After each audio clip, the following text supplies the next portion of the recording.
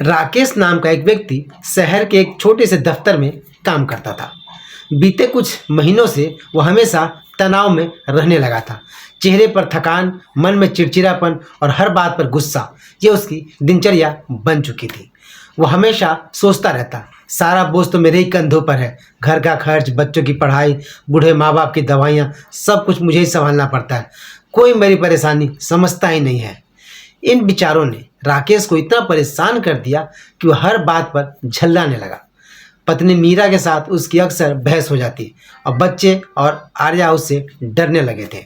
एक दिन शाम को जब थका हारा लौटा तो छोटा बेटा आरव बोला, पापा कल मेरा स्कूल प्रोजेक्ट है, आप मेरी मदद कर दोगे ना? राकेश पहले से ही दफ्तर की झुंझलाहट में था।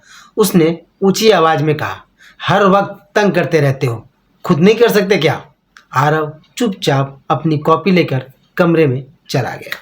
थोड़ी देर बाद जब राकेश का गुस्सा ठंडा हुआ तो बेटे के कमरे में गया तो देखा आरव गहरी नींद में सो गया था और उसकी कॉपी खुली हुई थी। राकेश ने कॉपी उठाई। ऊपर लिखा था, वे चीज़ें जो शुरू में अच्छी नहीं लगती लेकिन बाद में हमें खुश कर देती है। राकेश को जिज्ञासा हुई और उसने बेटे का लिखा पढ़ना शुरू किया।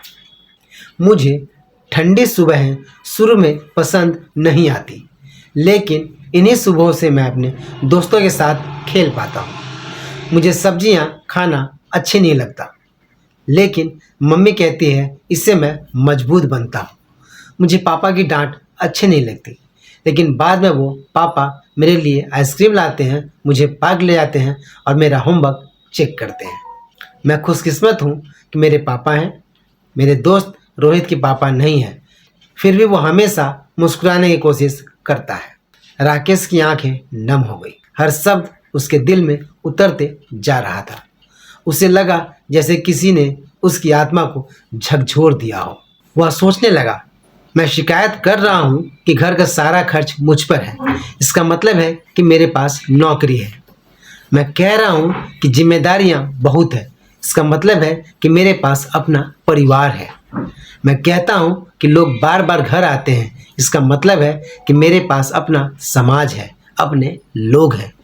उसने आंखें बंद की और मन ही मन कहा, हे प्रभु, तूने मुझे सब कुछ दिया, घर, परिवार, रोजगार, स्वास्थ्य, और मैं तेरा शुक्रिया अदा करने की बजाय शिकायत करता रहा।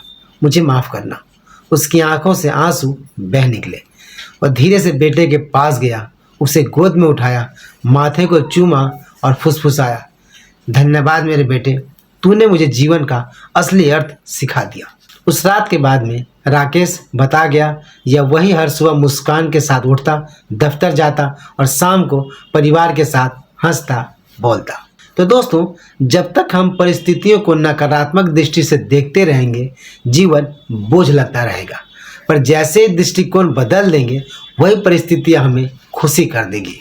तो सोच बदलो तो दुनिया बदल जाएगी।